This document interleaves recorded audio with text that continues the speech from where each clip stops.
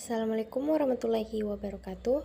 Perkenalkan, nama saya Andi Vivi Alfika Alka dari kelas 3 AG4. Baik, di sini saya akan menjelaskan mengenai sejarah dinasti Abbasiyah. Baik, langsung saja. Yang pertama saya akan menjelaskan mengenai latar belakang terbentuknya dinasti Abbasiyah. Dinasti Abbasiyah didirikan oleh Abu al-Abbas. Nama lengkapnya adalah Abdullah As-Safa Muhammad bin Ali bin Abdullah bin Al-Abbas. Ia dilahirkan di Humaimah pada tahun 104 Hijriah.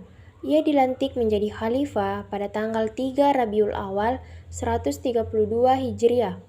Kekuasaan dinasti Bani Abbasiyah berlangsung dari tahun 750 sampai 1258 Masehi atau 132 sampai 656 Hijriah. Dinamakan Khalifah Abbasiyah karena para pendiri dan penguasa dinasti ini merupakan keturunan Al-Abbas, paman Nabi Muhammad Sallallahu Alaihi Wasallam.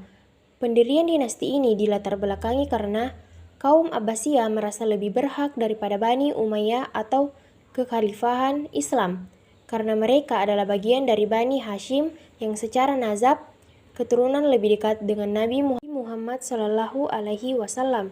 Sebelum dinasti Abbasiyah berdiri, terdapat 3 poros utama yang masing-masing kelompok memiliki kedudukan tersendirinya di dalam memainkan perannya untuk mendirikan kekuasaan dan terdiri atas 3 tempat pusat kegiatan, yaitu Humaimah atau Yordania, Kufiyah atau Irak, dan Khurasan.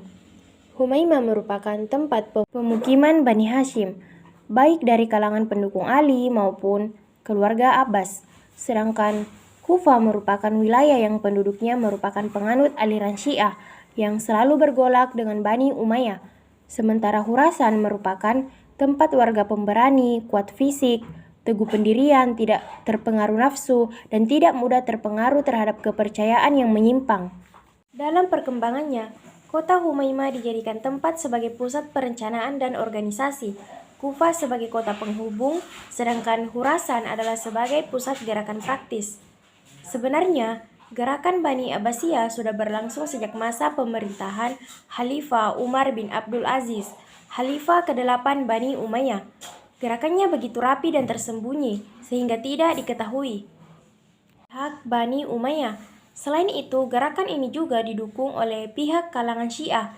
Hal ini bisa dimaklumi karena dalam melakukan aksinya, para aktivitasnya membawa-bawa nama Hashim, bukan Abbas, sehingga secara tidak langsung orang-orang Syiah diikutsertakan dalam perjuangan mereka.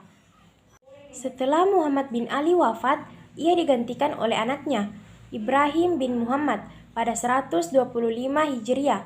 Saat pemerintahan Bani Umayyah tengah mengalami kemunduran, gerakan bumi Abbasiyah semakin gencar. 4 tahun kemudian, Ibrahim bin Muhammad mendeklarasikan gerakannya di Khurasan melalui panglimanya, Abu Muslim al-Khurasani.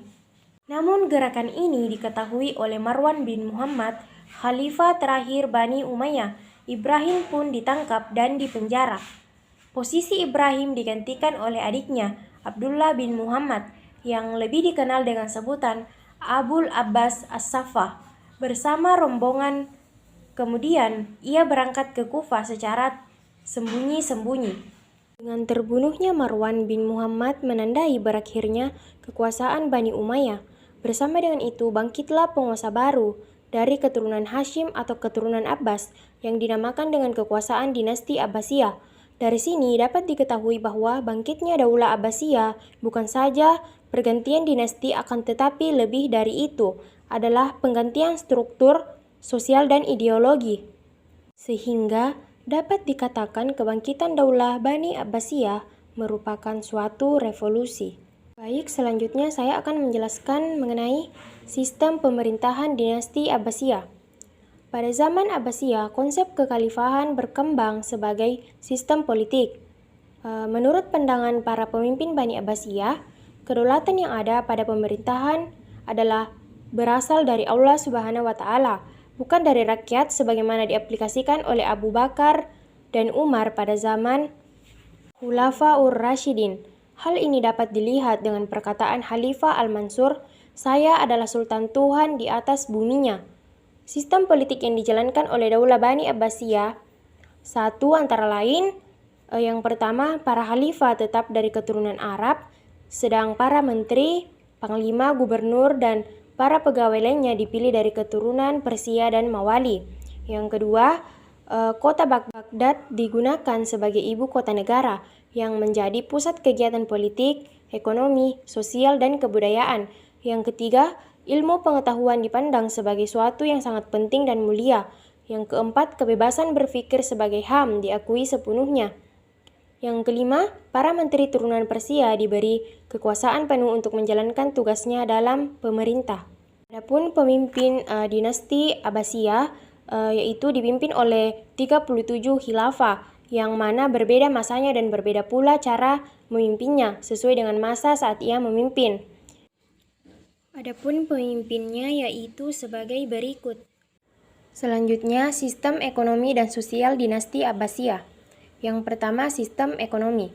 Dalam masa permulaan pemerintahan Bani Abbasiyah, pertumbuhan ekonomi dikatakan cukup stabil dan menunjukkan angka vertikal.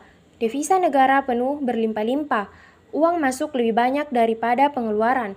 Khalifah Al-Mansur merupakan tokoh ekonom Abbasiyah yang telah mampu meletakkan dasar-dasar yang kuat dalam bidang ekonomi dan keuangan negara. Sektor-sektor perekonomian yang dikembangkan meliputi sektor pertanian, sektor perindustrian, dan sektor perdagangan. Yang kedua, sistem sosial.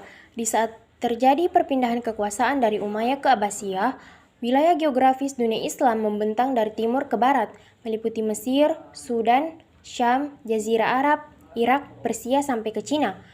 Kondisi ini mengantarkan terjadinya interaksi intensif penduduk setiap daerah dengan daerah lainnya, memungkinkan proses asimilasi budaya dan peradaban setiap daerah.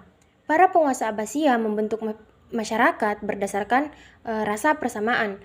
Pembagian kelas dalam masyarakat Daulah Abbasiyah tidak lagi berdasarkan ras atau kesukuan, melainkan berdasarkan jabatan seseorang.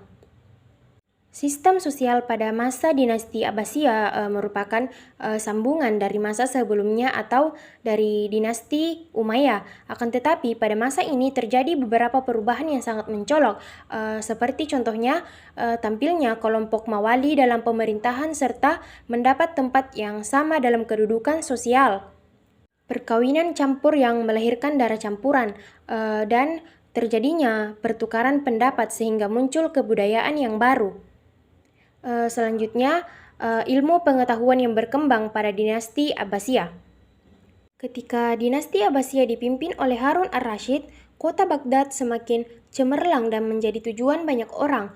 Saat itu, para cendekiawan dan ilmuwan semakin banyak yang berdiam di Baghdad. Beberapa ilmu pengetahuan yang berkembang pesat pada masa kekhalifahan dinasti Abbasiyah yaitu 1. Ilmu tafsir, 2. Ilmu hadis, 3. Ilmu fikih, 4. Ilmu tasawuf, 5. Ilmu sejarah, 6. Ilmu sastra, 7. Filsafat, 8. Ilmu falak, 9. Ilmu kedokteran, 10. Ilmu kimia, 11. Ilmu astronomi, 12. Ilmu matematika, 13. Ilmu fisika. Baik, selanjutnya saya akan menjelaskan mengenai kehancuran atau kemunduran dinasti Abbasiyah. Setelah hampir 6 abad berkuasa, kejayaan dinasti Abbasiyah secara perlahan merosot atau mulai meluntur.